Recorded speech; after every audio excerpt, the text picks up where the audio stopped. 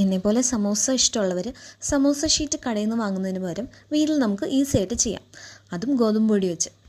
2 cup ഗോതമ്പ് പൊടിയിലേക്ക് ആവശ്യത്തിന് ഉപ്പും കുറച്ച് ഓയിലും കൂടെ ആഡ് ചെയ്ത് ഒന്ന് മിക്സ് ചെയ്തിട്ട് ആവശ്യത്തിന് വെള്ളം ഒഴിച്ച് നന്നായിട്ട് കുഴച്ചെടുക്കുക. ഗോതമ്പ് പൊടി ഒന്ന് അരിച്ചെടുക്കുകയാണെങ്കിൽ നമുക്ക് കുറച്ചും കൂടെ ഈസി ആയിട്ട് ഇത് ചെയ്യാൻ പറ്റും. ഞാൻ എടുത്തിരിക്കുന്ന ഗോതമ്പ് പൊടി അത്യാവശ്യം സോഫ്റ്റാണ്, അതുകൊണ്ട് ഞാൻ അരിച്ചെടുത്തിട്ടില്ല. ഇതിലേക്ക് എനിക്ക് 1 കപ്പിനേക്കാളും കുറച്ചും കൂടെ കുറവ് വെള്ളമാണ് ആവശ്യം വന്നത്. നല്ല സോഫ്റ്റായിട്ട് കുഴച്ചെടുക്കാൻ ശ്രദ്ധിക്കുക. ചപ്പാത്തിനേലും കുറച്ചും കൂടെ സോഫ്റ്റ്. ലാസ്റ്റ് കുറച്ച് എണ്ണ തൂകിയിട്ട് നമുക്ക് ഇതൊരു അരമണിക്കൂർ റെസ്റ്റ് ചെയ്യാൻ വെക്കാം. പിന്നീട് അത് നമുക്ക് ചെറിയ ബോൾസ് ആക്കി എടുക്കണം. ഓരോ തവണ മാവ് എടുക്കുമ്പോഴും ബാക്കിയുള്ള മാവ് മൂടി വയ്ക്കാൻ ശ്രദ്ധിക്കുക.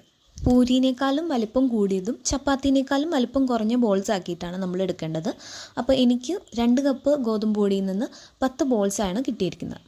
പൂരിയേക്കാളും കുറച്ചും കൂടെ വലിപ്പത്തിൽ നമുക്കിത് പൊടി വിതറിയിട്ട് ഒന്ന് പരത്തി കൊടുക്കാം. എല്ലാം പരത്തിയതിന് ശേഷം നമുക്കിത് ലെയർ ചെയ്യാനുള്ളതാണ്.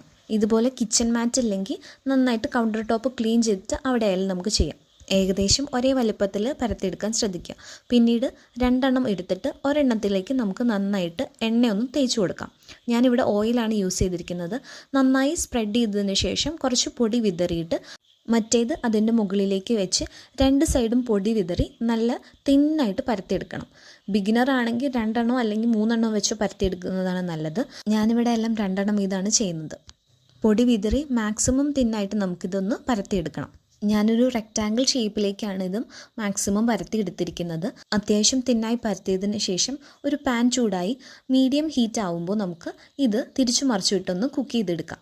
ഒരുപാട് നേരം കുക്ക് ചെയ്യരുത്. ഒരു 30 to 40 സെക്കൻഡ്സ് ആണ് മാക്സിമം കുക്ക് ചെയ്യാൻ പാടുള്ളൂ. സമൂസ ഷീറ്റ്സ് ഇതുപോലെ ബൾക്കായിട്ട് പ്രിപ്പയർ ചെയ്ത് സ്റ്റോർ ചെയ്ത് വെക്കാവുന്നതാണ്. അപ്പോൾ ഈ നോമ്പുതുറ ടൈമിലൊക്കെ നമുക്ക് വളരെ യൂസ്ഫുൾ ആയിരിക്കും. ഞാനിപ്പോൾ ഇത് ഒരു സിപ്പ് ലോക്ക് ബാഗിലാക്കിയിട്ട് ഫ്രീസറിൽ വെച്ചിട്ടുണ്ട്. നമുക്ക് ആവശ്യത്തിന് അത് പുറത്തെടുത്ത് വെച്ച് ഉപയോഗിക്കാവുന്നതാണ്. പാനിൽ നിന്നെടുത്ത് ചെറു ചൂടോടെ തന്നെ നമുക്കിത് സിമ്പിളായിട്ട് ഇതുപോലെ ഇളക്കിയെടുക്കാൻ പറ്റും. എല്ലാം ഇതുപോലെ ചെയ്തതിന് ശേഷം ഇതിൻ്റെ സൈഡൊക്കെ ഒന്ന് നമുക്ക് കട്ട് ചെയ്ത് കൊടുക്കാം.